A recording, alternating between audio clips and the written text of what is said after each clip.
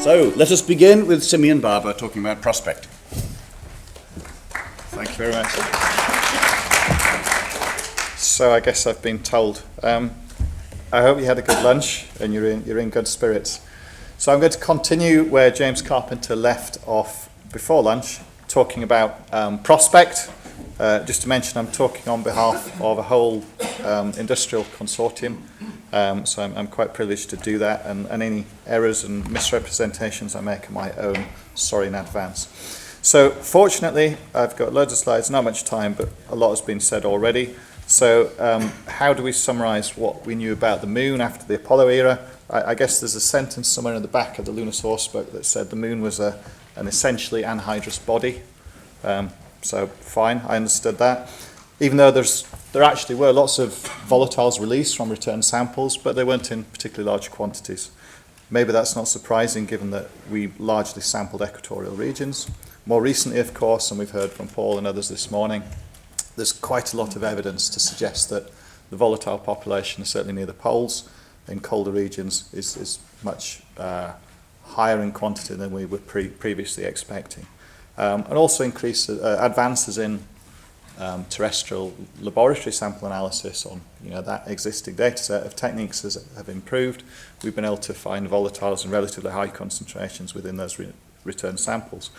Just talking to people over lunch, so I guess the one thing there's agreement on is that there's not much agreement on what these volatiles actually look like down at the surface. So we do agree, I think, that an in situ polar mission is high priority if you want to understand what's going on at the surface of the moon near the poles. So here's a wish list of things we might want to do with an in situ polar mission. I think we'd want to extract volatiles from samples. We want to know, we need to have a geologist's hat on. We can't take a geologist's hammer maybe, but we need a geologist's hat to understand that these samples need to be studied in their context, the geological context. So we need to know where the samples have come from. We want to be getting them from the surface, but also from depth. We want to be getting them from illuminated regions, from shaded regions. Because it's these differences that allow us to draw inferences and understand what is controlling these parameters. Once we've extracted these volatiles, we want to know what they are. So what's the elemental, molecular and isotopic composition? How much is there? And really want to know their isotopic composition as well, because this gives us a real handle on not only the source of these volatiles, but the processes that these have undergone over geological timescales. We need to worry about things like contamination. So if I remember rightly, the Apollo landings roughly doubled the lunar atmosphere, briefly, with the plume from the exhaust motor. So we need to be able to... the unfortunate thing about landers is that they kind of put most of their contamination from the plume down where they're landing. If you take an aerosol spray and spray it all around the atmosphere, as you come down to the surface, that's where you paint most of the stuff.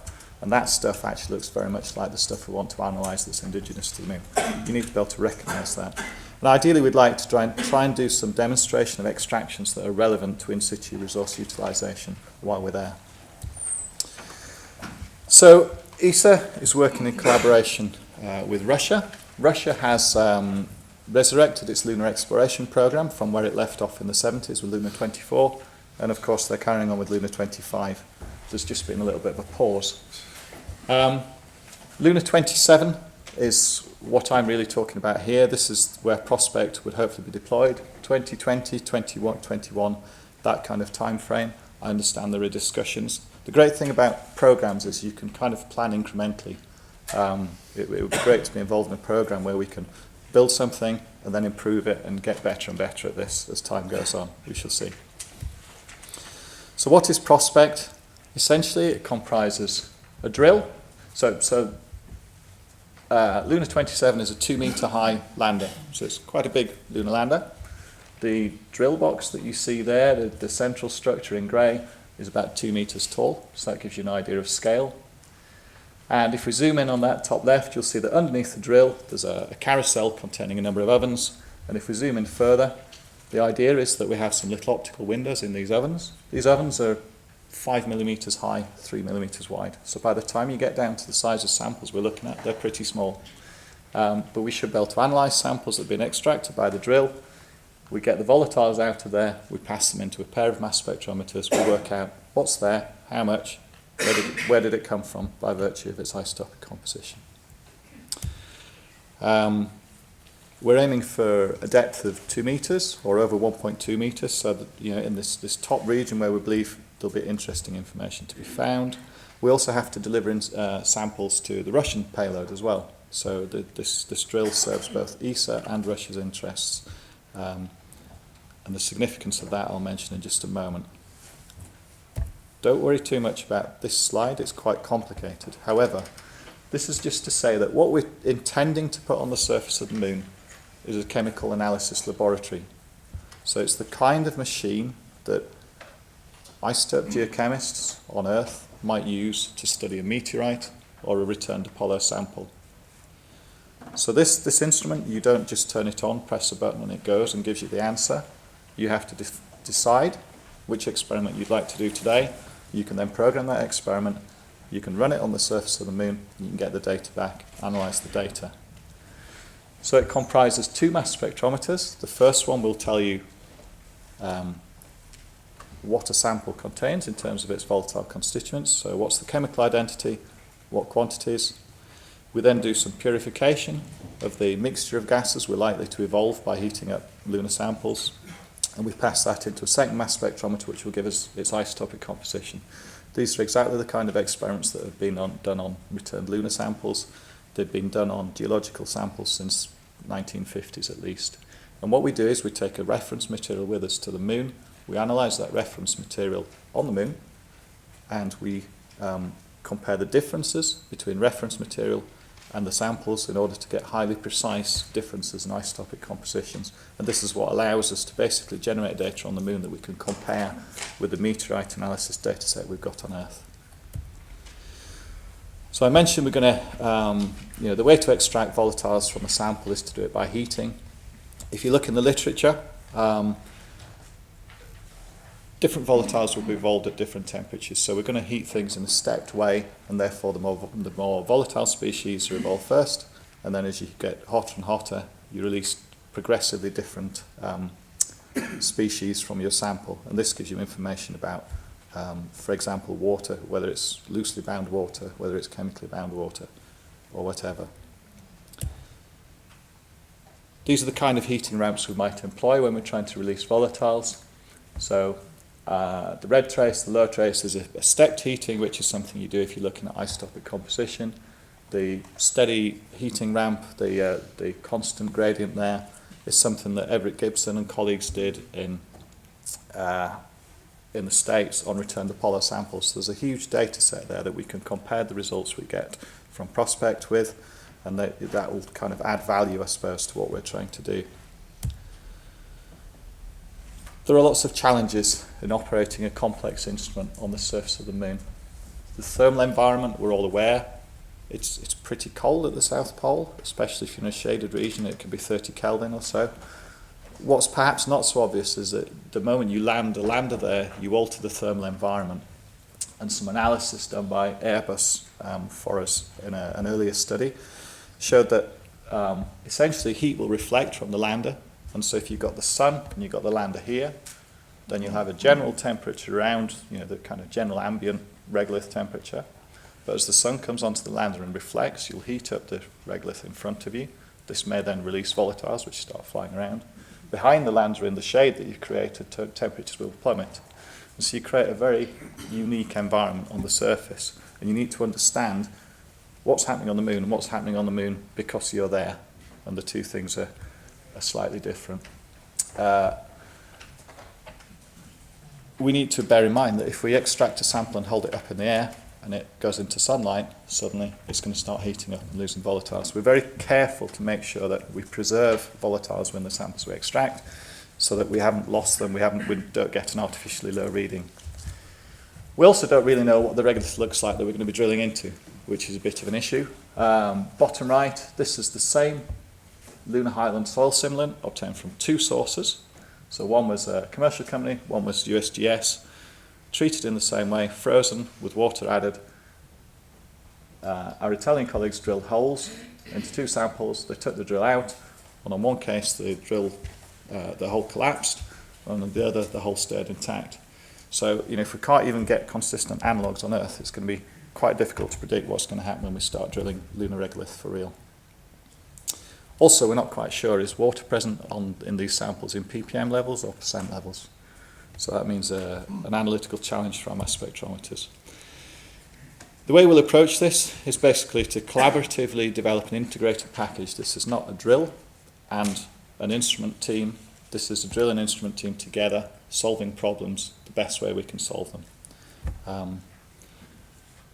We'll also do a huge amount of modelling to understand how ice behaves under vacuum. And really, we're going to test as much as we can. So we'll be testing drilling into frozen regolith analogues, testing how seals work in dusty environments. Ultimately, we'd like to do an end-to-end test on the Earth using representative samples in a representative environment. The key thing is we'll try and tie our modelling to our testing, so we can actually put some experimental data points on our models. So this is the start of an ice loss modelling program that we're undertaking. There are lots of trade-offs to be undertaken at drill level. Do we have an XMRs derived multi-rod drill tool? Do we take a single rod? Do we hammer? Do we not hammer? Talking to people in the room, we don't know if this is a fluffy material we're drilling into or it's a bit like concrete. There's also an option about how you tool up the end of the drill in order to take samples. You could have a corer, which will take a nice core, or you could grind that away, or you could have a push tube that you just push into the surface. All of this will depend on what the material is that we're drilling into. We don't know, so we've got to plan for everything. Colleagues in Germany are already undertaking tests on sample ovens, so the idea here is we want to ideally heat ovens to 1,000 degrees C, to 1,000 degrees C. However, this places limits on the materials we can use on the ovens. So again, there's another test program underway. Ultimately, we'll start building laboratory models. And James mentioned earlier, there's a prospect user group has been convened. They will come to us. They will challenge us to essentially run blind samples, and we have to try and work out what is in those samples to give confidence that the techniques we're building can operate on the surface of the moon. So to conclude, I've just been shown a big zero, by the way. To conclude, Prospect builds on European expertise and heritage from Rosetta, XMRs, in drilling and in sample analysis.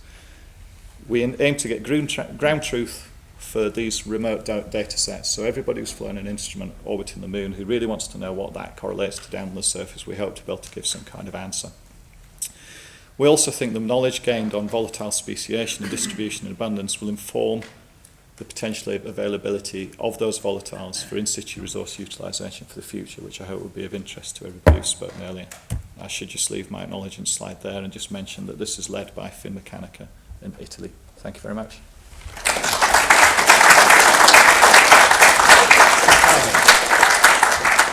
So if VPower could come up and get ready, thank you.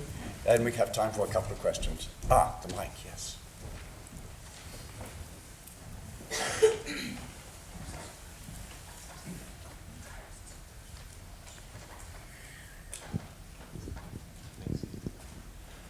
The volatiles at the South Pole, are they thought to sit on some sort of solid bedrock, or could they extend down to a depth where the heat increases to the point where you might find water somewhere under the pole? I think the real answer is nobody really knows. There are lots of models. There are certainly, we'd expect possibly volatiles at the surface, at the very surface. This is where the orbital measurements, the optical measurements are giving suggestions of volatiles there, but we've also got data from ground penetrating from neutron spectroscopy, which is going into that top meter. So really we're trying to answer the question for you in that top 1 to 2 meters, which is really the important layer. What happens below that? We don't know. Okay, one more question, if you wish.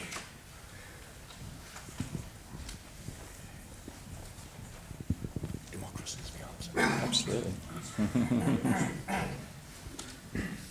A wonderful talk, thank you. Are you going to consider synergies between the robotic, autonomous aspects of the technologies you're developing and their possible equivalent uses in difficult and inaccessible environments on Earth?